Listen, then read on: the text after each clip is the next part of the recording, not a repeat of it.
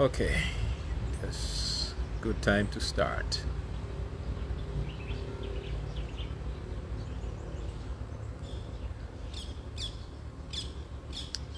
Hey, good evening to you all. Welcome to another edition of The Stake. And now against the election period, I really want to have a conversation with Gambians. And in this conversation, we'll try to enlighten each other for us to have a common understanding of what a government is, the importance of the citizenry to participate, and why we have a president. I think the first topic I want to talk about is the reason why a republic happens to have a president or a prime minister. Well, in the case of the Gambia, we happen to have a president. The president is the head of government. And the president is elected by the people, and with good constitution, the president should have, a majority vote before she is elected in office. Meaning, a simple majority won't do. Let's say someone with 29% of the vote being president, a good constitution doesn't allow that. But unfortunately, as it stands today, the Gambian constitution allows people to be president even with 21% of the vote, like the Wolofs will say, Rau Gadu. So whoever comes first, that's it, regardless of your performance or your timing. But anyway, I want to really have a serious, honest conversation with my fellow Gambians. Because if you look at the timelines on social media, most of us are not bothered or worried about what we need to judge a person who wants to be the office holder of the office of the president. What I've been seeing on social media, it's showing that the Gambian electorate are either oblivious of what it takes to be a president, or we just don't know better. So I will go with the latter and say that since we don't know better, it's time we have a conversation, and the conversation should revolve around what is a president? Who should be elected a president? What do we expect from a president? And what a president should deliver to the people that voted him in office. It's unfortunate that in the case of the Gambia, 1965 to 1994 has been the only time we have done something looking at the greater good's interests as it relates to society. 1994 to 2016, we had something that we didn't like, but Gambians ended up having what you call a coping strategy, a way to deal with it, and in dealing with it, it became a way of life. This way of life has brought us attitudes, behaviors that are unbecoming of good citizens, and that is bootlicking, brown nosing, knowing right from wrong, and still choosing wrong over right. That is because of the dictatorial rule of Yahya Jammeh and what we endure as a people. Then come 2016 coalition. The coalition basically was the willing of conscientious Gambians to come together to get rid of Yahya Jammeh once and for all. Therefore, our choice was not born out of just the sheer need to make a choice, but our choice was born out of our need to eradicate a brutal brute. That means the decision that was taken under duress, in the sense that all we wanted was to see Yahya Jammeh out. Well, we have an opportunity now. Yahya Jammeh is no longer. The days of dictators are gone so far, because I am able to sit here and talk to you. You are able to go out and express yourself the best way you see fit. Therefore, the decisions we are going to make come this election should be decisions that are worry-free, trouble-free, stress-free, in the interests of the nation. What is the interest of the nation? The interest of the nation is to make sure peace, law, and order primarily prevails. Peace, law, and order prevails. That's the first interest of the nation, and this is a collective interest for anyone who lives in the Gambia, citizen or otherwise. So it's our collective interest to make sure we live in a peaceful environment. But mind you, we also need to understand that peace is just not the absence of war. Just because we are not fighting doesn't mean that we are at peace with ourselves. Just because we are not bickering doesn't mean we're at peace. A peaceful society is underwritten by a good social contract. But that's a topic for another day. I was just trying to say that the most fundamental thing is a peaceful society where law and order prevails. Then secondly, a society that promotes equal opportunity for all. Thirdly, a society that avails its citizens with economic opportunities, social upward mobility, etc., etc. This can only be done if we happen to have a political class led by a president who understands that the social contract of a country must make the citizens and the people who live in that country better off and not worse off. Therefore, we, the citizenry, are the drivers of our destiny. We, the citizenry, are the ones who are going to decide how our lives and livelihoods are going to be by making sure we bring in the right people to manage the affairs of state. Hence the reason we have an election day to choose a president. Choosing a president shouldn't be difficult, but choosing a president equally shouldn't be emotional. Choosing a president must be premised on logic and premised on what Jeremy Bentham, a professor of philosophy, would have said, the greater good's interest. The greater good's interest is what we do as individuals, but collectively it translates to what's best for the greatest good. And if the greater good of society benefits, that particular society becomes a progressive society. A progressive society will now end up being a prosperous society. A prosperous society is a society that will eradicate poverty. And that's what we need as Gambians. And therefore, our decisions ultimately should make sure that Gambia becomes a progressive society. Now, we are close to election period, and we should decide on our free will who we think can take this nation forward. But this decision, like I said, should be devoid of tribal nuances, should be devoid of personal affiliation to an individual, should be devoid on personal return or interest, especially that of an economic interest. Because if I protect my personal economic interests, I am still not helping society. And that's why we have rich people living in a poor country, and yet still they're not safe inside their castles. They buy expensive cars, Bentleys, Rolls-Royce, Range Rovers, and they're still driving in shady roads. So society doesn't win when the greater good doesn't win. So therefore, our end game should always make sure we look at the greater good of society's interests. It's not an ideal, it's not an idea. It should be a way of life.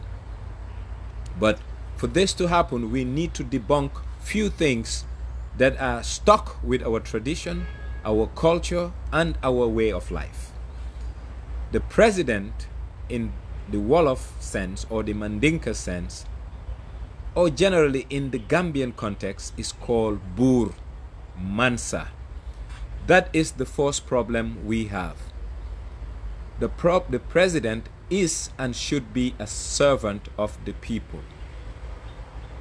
Bur is someone who has dominion over people. The president doesn't have dominion over us. We are a sovereign secular republic. Hence, the right and the saying that power is derived from the sovereign, we the people.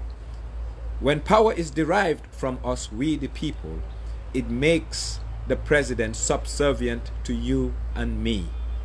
Therefore, the president is the servant of the people. He is serving at our pleasure and our will.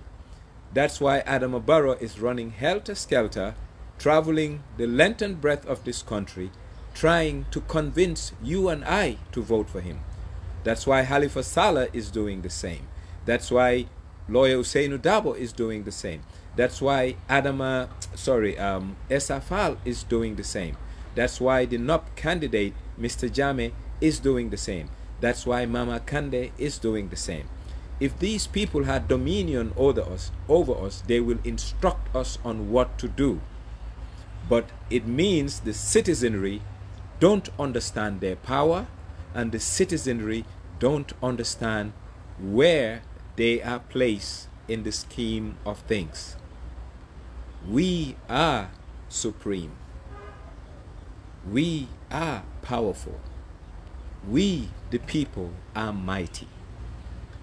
But we have been taught and made to believe that our servants, the public servants, starting with the president, the ministers, they are our bosses. That is a no, no, no. We are their bosses. That's why we can sack them and show them the red card through the ballot box. And that's the beauty of a democracy, and a participatory democracy for that matter. So the first thing we need to do as Gambians is to debunk the myth that the president is a boor. The president is king. The word of the president is ultimate, supreme, and doesn't need anyone to say otherwise. Well, I will start by saying freedom starts with freedom of the mind, emancipation of the mental state of the human being. We need to free our minds. And in freeing our minds, we will now look at our leaders as our servants. And if we look at them as our servants, we will never allow them to subdue us. We will not allow them to hoodwink us. And we will not allow them to take us for a ride.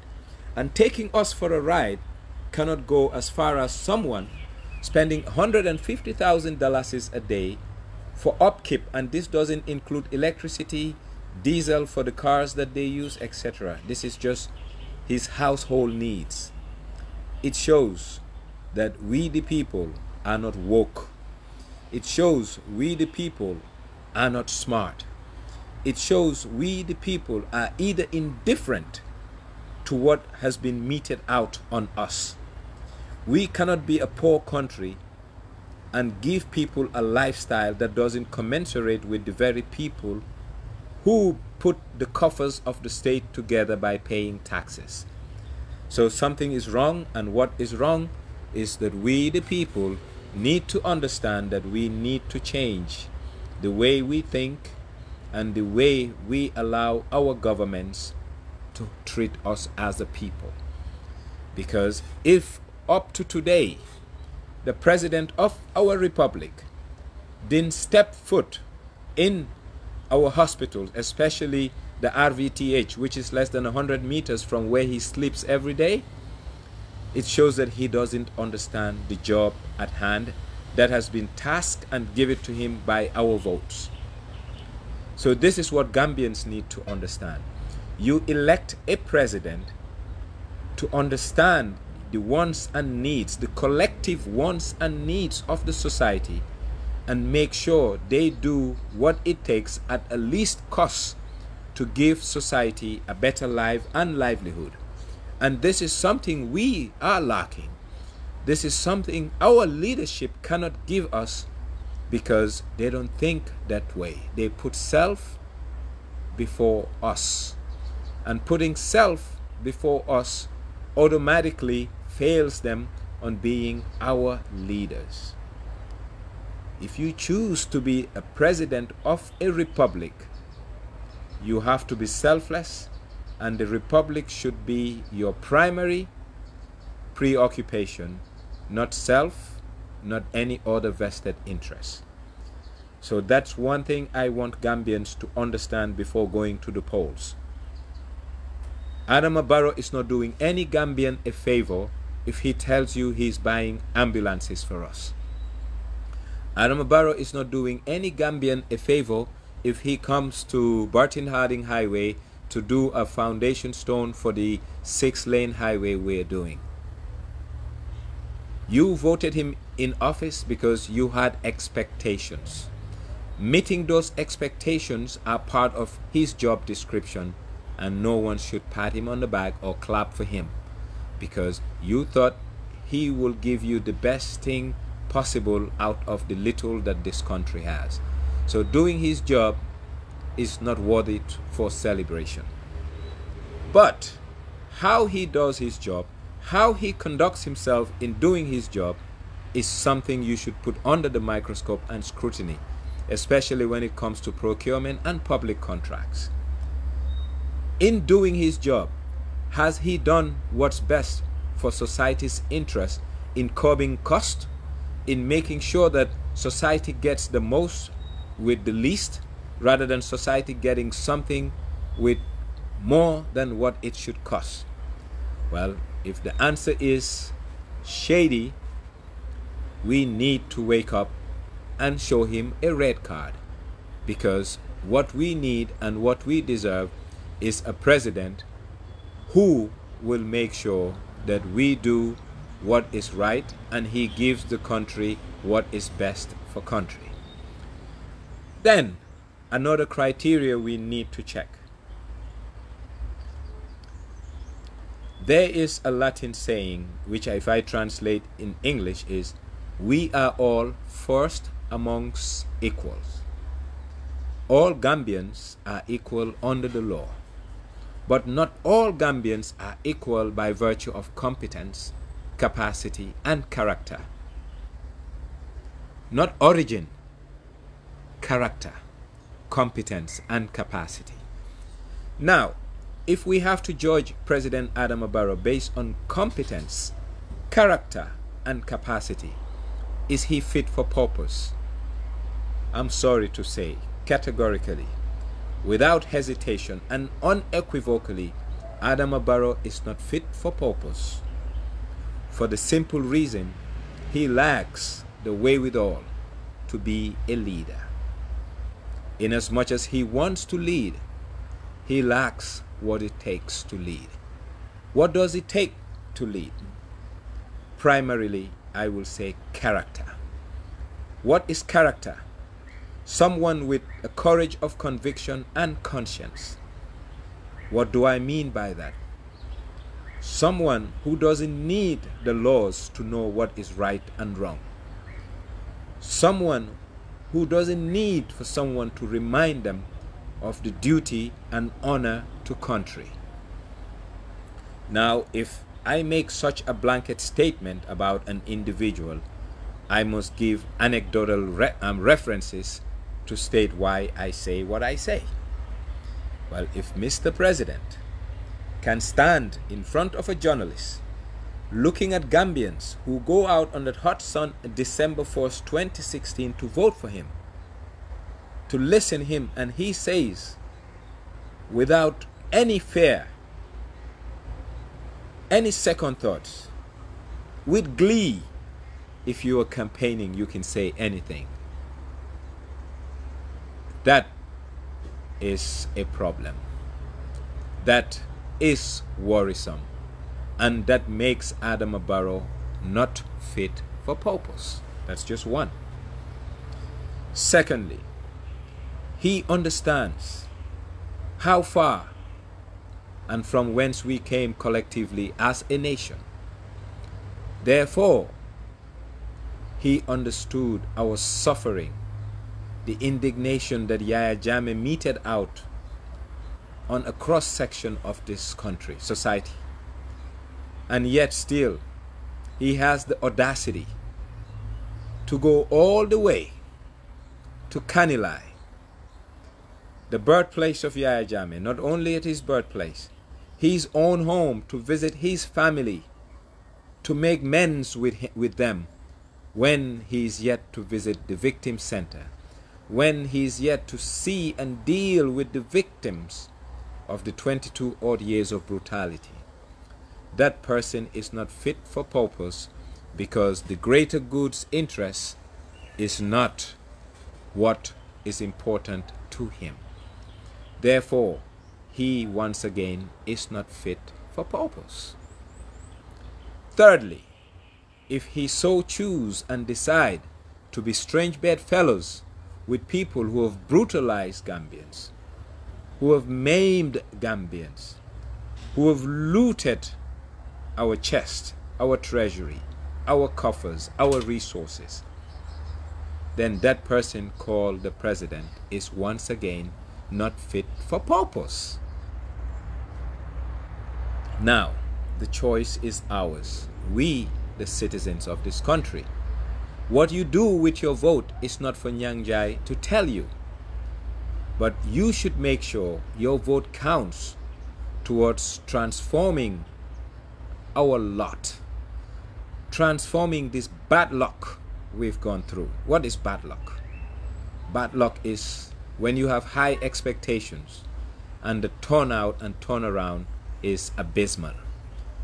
2016, we were all jubilating because we thought we were triumphant, hoping for greater and better days.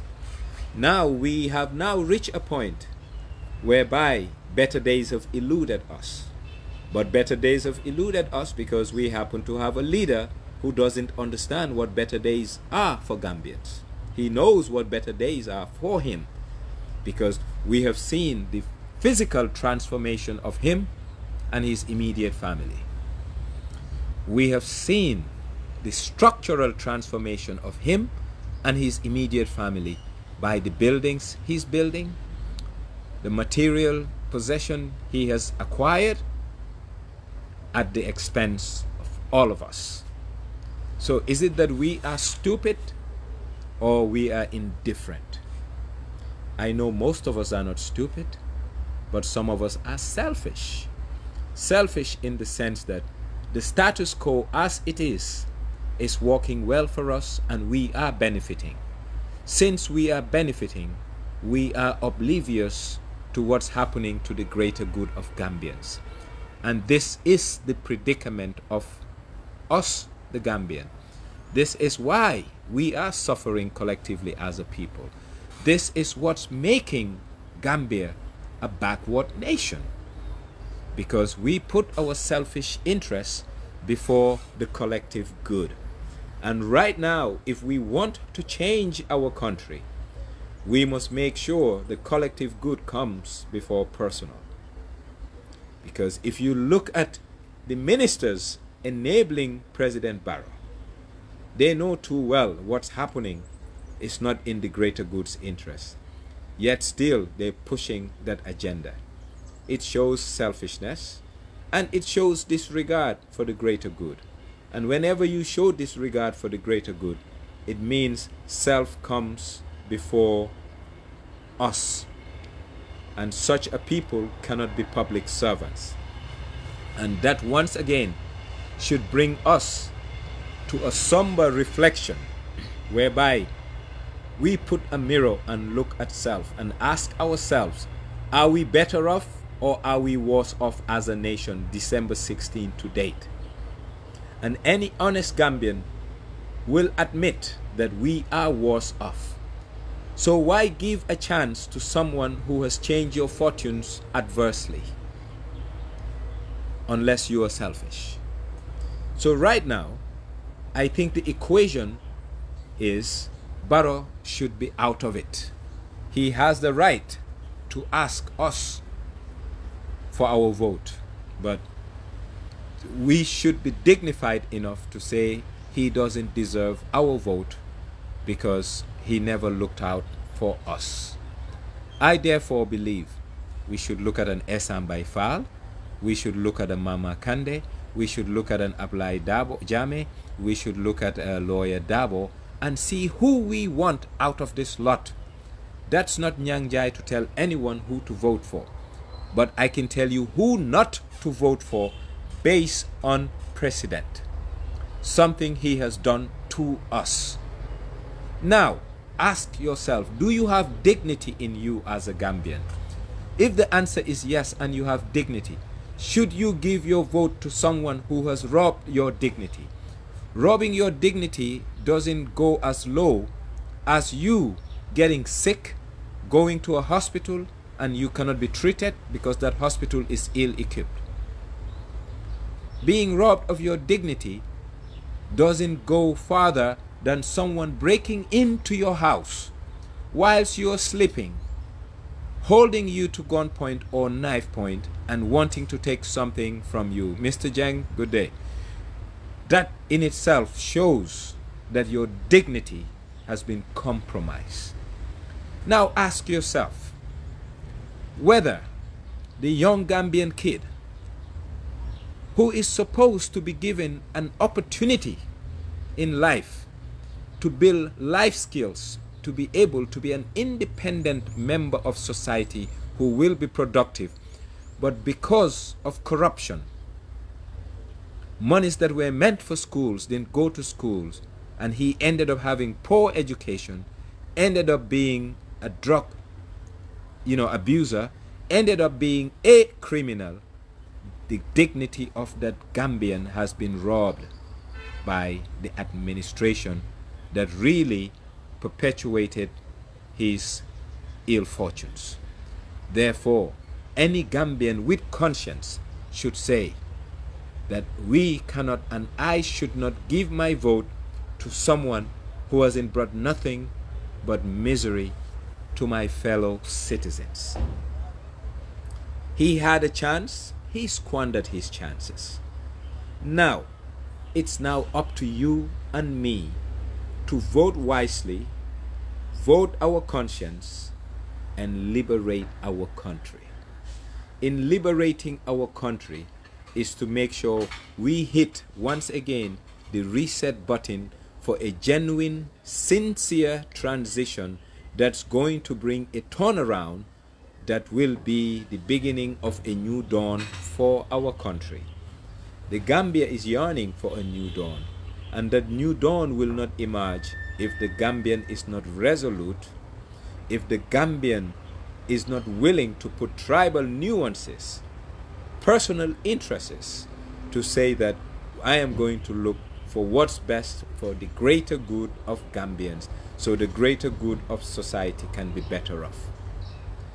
I want to do a series twice a week to the runoff to this election, hoping I can invoke the consciousness of my fellow citizens, hoping I can tell my fellow Gambians that what's at stake come December 4th is more than saying Wiu Barrow, Wiu Dabo, Wiu Fall, Wiu Sala, Wiu Jammeh, Wiu Kande. It's about changing the fortunes of the average Gambian. It's about changing the image of our country. It's about putting hope into the hopeless and destitute Gambians who form the bulk of the unemployed numbers in this country, the youth folk of this country. It's about us coming up front and say never again is not a cliche but a way of life, and a way of life we're going to uphold, and anyone who stifles on this way of life is robbing onto the dignity of the Gambia. If these things are important to us, we will X Barrow before he even goes to the polling station, because he will not be part of our equation, because he has amply demonstrated to us that that is not what's important to him. What's important to him are those 4x4s, the land grabbing, the personal enrichment at the expense of us all.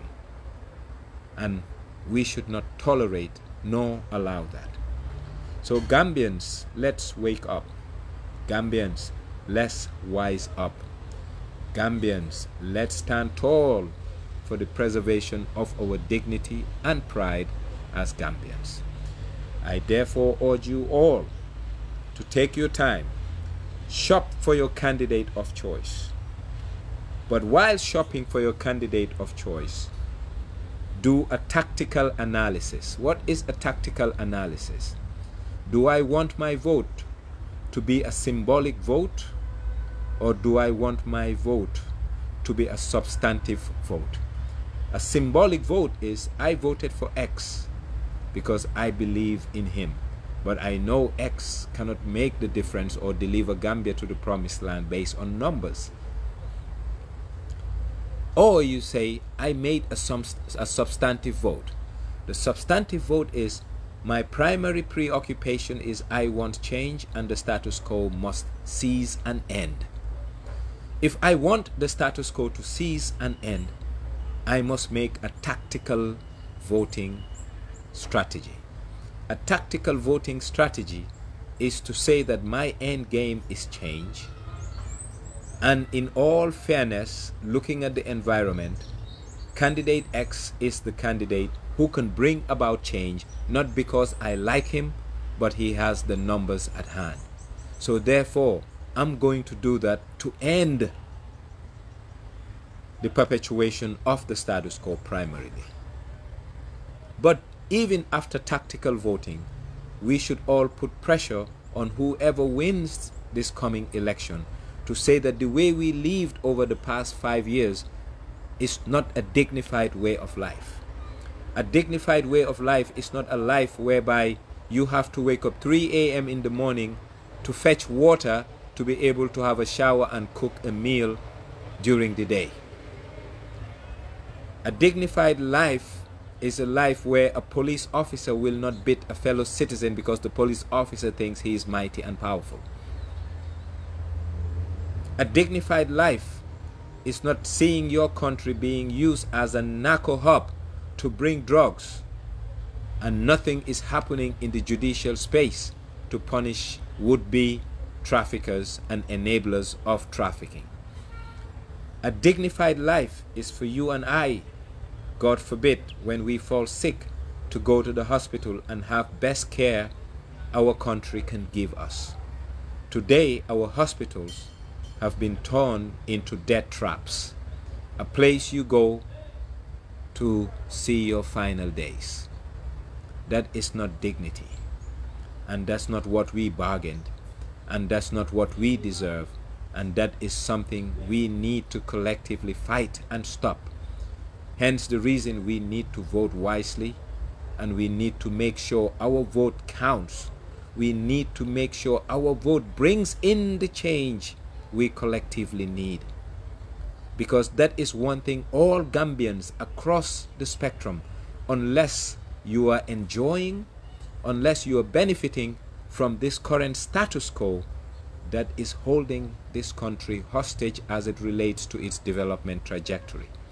I therefore urge all of us to vote our conscience, liberate our country, make sure Gambia stands tall to be counted in the League of Nations as a respected member of the fraternity of nations, especially in the region we live in called West Africa. Nit dafa am nawle te deka dafa wara am nawle. If we look at our next door neighbor Senegal, we will know that we are still primitive as it relates to our development trajectory. Do we have funds to be a modern state? Yes. Are those funds being used judiciously to transform Gambia into a modern state? No. Why? Because we have state capture.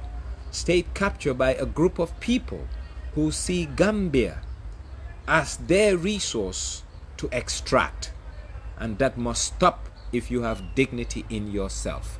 And this is why we should all come together and fight this status quo to bring an end to it, and not only bring an end to it, but bring them to book, because they have taken us for a ride when we have been taken for a ride for far too long by Yaya Jammeh. And this is what I want my fellow citizens to understand. This is what I want my fellow citizens to understand, that this is not a partisan issue. 2021 election must not be a partisan election.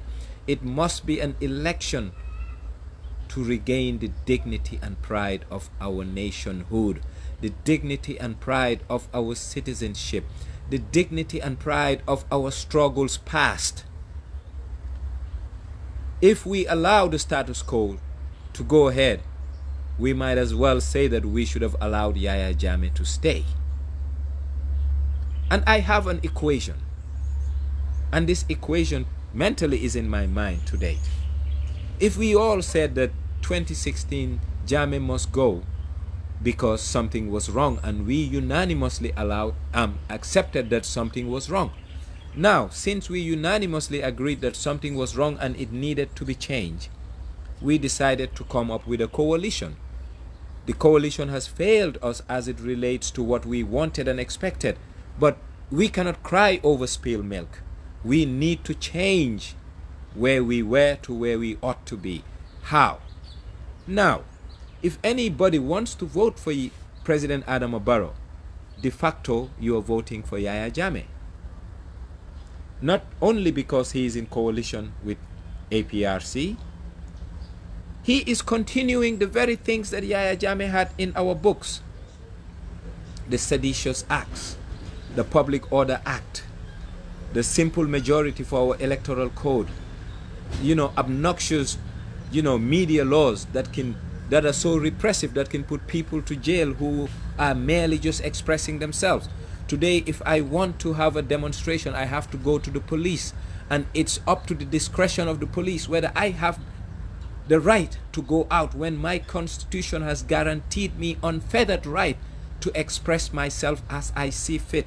So voting in office President Adama Barrow is, by extension, is a stamp of approval for the way we've lived under Yahya Jammeh, and I want Gambians to understand that. Number one, with all due respect to Mama Kandeh, voting for Kandeh equally is accepting Yahya Jammeh 2.0. Why? Mama Kandeh may be a good human being, and personally I like the guy, I admire him, but for the God of me, I cannot understand the logic of him wanting to affiliate with people who denounce the TRRC, people who believed that most of what people are saying about Jammeh are false, just like, the Jews and the Holocaust, the Nazi and the Holocaust. We suffered, and we suffered immensely, and some people are ridiculing our suffering. Some people are belittling our struggles. Some people are making our miseries to be so minute. So any politician that is willing and ready to be a strange bedfellow with anyone who ridicules us for what we've gone through, I think we should put a stop to your ambitions. So for me, an Esam Baifal is a green light. People who want to vote for him, so be it. People who want to vote for Halifa Sallah, so be it. Ablai Jammeh, so be it. UDP Lawyer Dabo, so be it. That's the freedom of choice. That is what we want in the country. Divergence. And in divergence, we should also see our unity of purpose as one people under God and one people with one purpose, a better Gambia. Our divergence and our diversity should be our strength, and this strength should give us the purpose and the courage and the conviction to say we are going to build a model Gambia, a nation that we all will be proud of, and we're going to gift to the next generation of Gambians, and we will even give them a better Gambia than our foreparents gave us. Then I will understand that our reason for our nationhood, our statehood, our citizenship has been fulfilled. And this is what has eluded Gambians, our pride of nationhood. We should have pride in calling ourselves Gambians. If we have pride in calling ourselves Gambians, we will not be happy with the filth that's on our streets. We will not be happy with the lawlessness of our traffic. We will not be happy looking at our capital, Banjul, the way it is, because we will put pressure where it ought to be born to make sure we build a modern city-state.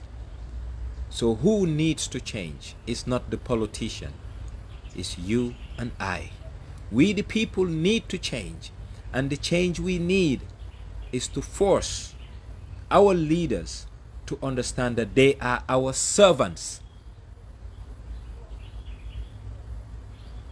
Our leaders cannot be more Christian than the Pope. Likewise, our leaders cannot be more of our masters than us, the masters ourselves. Our leaders are our servants. But we have allowed our leaders to be intoxicated with power to the point that they think they lead us. No. We give them the privilege, not a right, the privilege to direct the affairs of state. And this privilege is an honor. And this honor is something that any human being with conscience should have the gratitude and said, country has given me so much, and I should not let country down, and I should give country all. Well, for the case of Adama Barrow, we have given him an exams, and the exam is his 5-year term, and he has woefully failed because he put himself before us. And the best result to this is his personal transformation, from him to his family, be it the wife, the kids, etc. No offense, Gambians should all have an upward mobility. That's what I wish. All of us prosper. But we cannot allow the few to prosper at the expense of the greater good and at the expense of our public resources.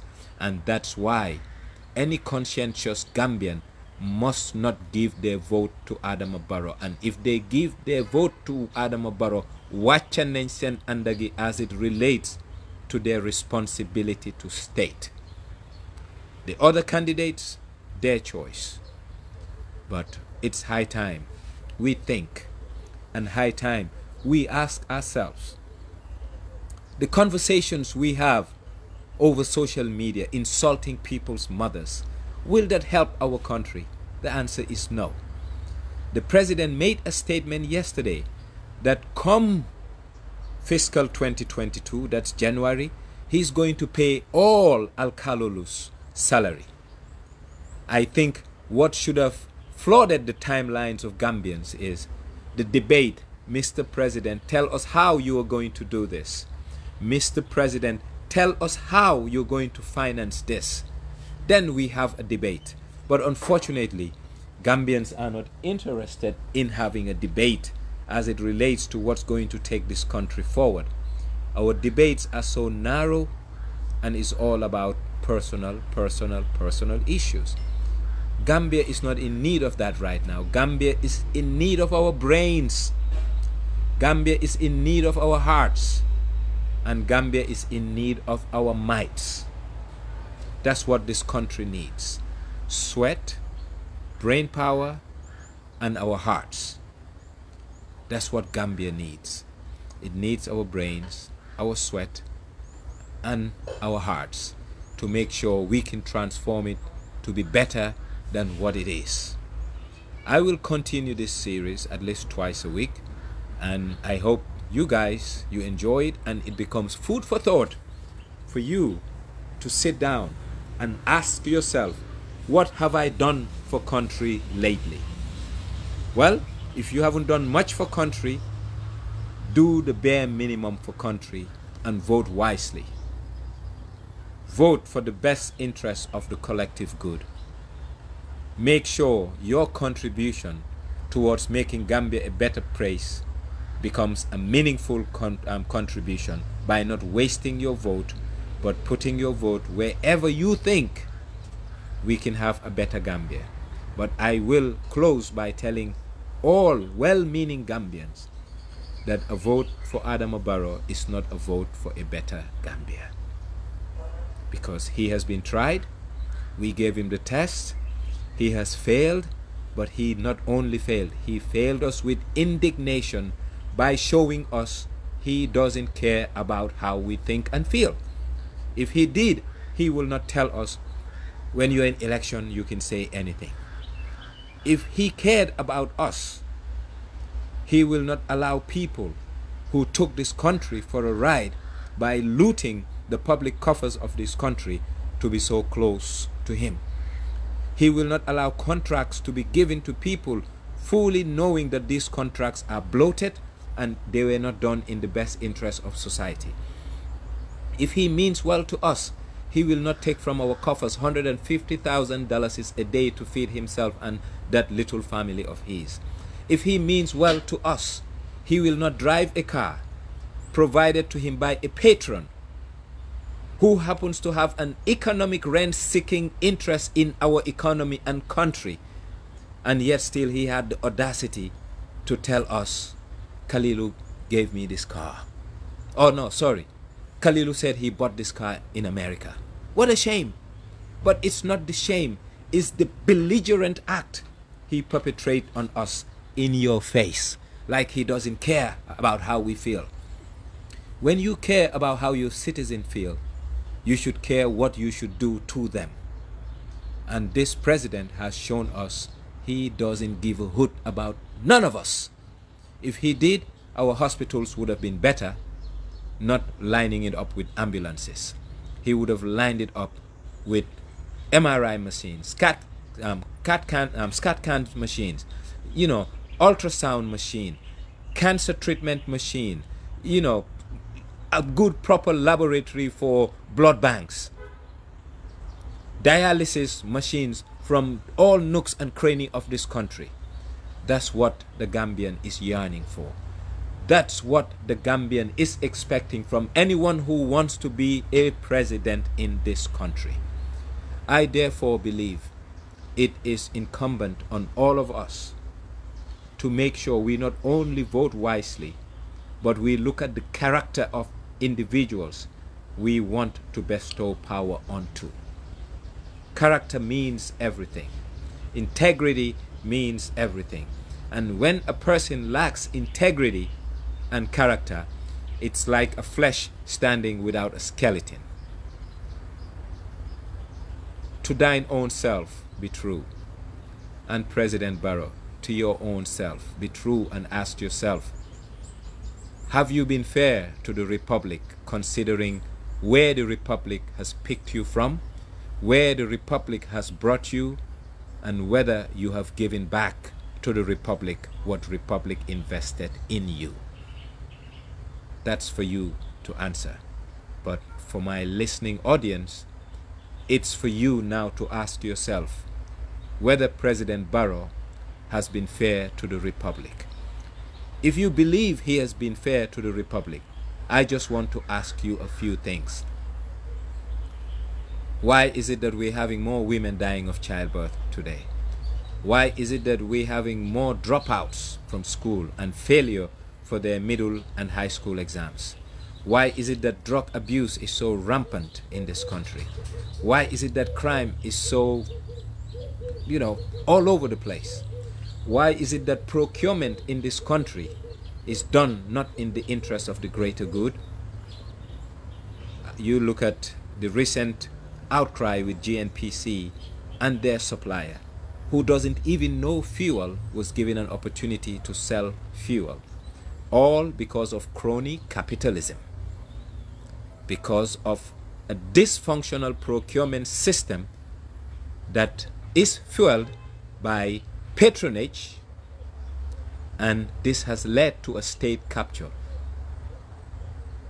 During Yahya Jammeh's days, the country was bad, but the level of state capture by a very few selfish, indignant Gambians has brought this country to its knees in all productive sectors of this country, be it fisheries, be it agriculture, be it our energy sector, you name it.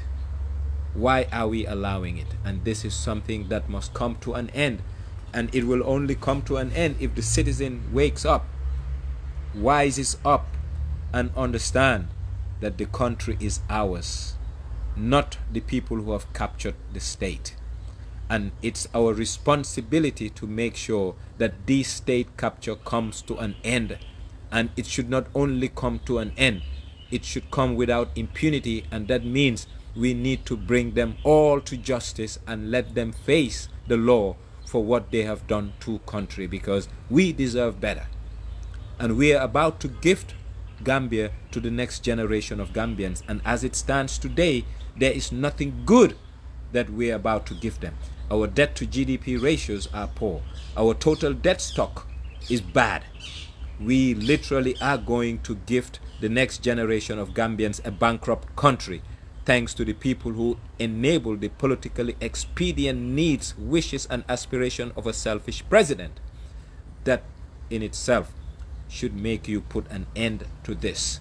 And I expect Gambians who happen to have a voter's card will vote their conscience, will vote for love of country, will vote to salvage a situation that needs redemption. And that is the dignity and the pride of the Gambian. Thank you all. God bless the Gambia. Until I come your way again, I think it was from my heart a fruitful discourse I want to share with my fellow Gambians, just to tell you all we have work to do. And the work begins by reconciling with our conscience. And reconciling with our conscience as patriots should make us not want to vote for someone who has deterred our progress and abuse our resources and our opportunities for a better country. Good evening all. Thanks once again.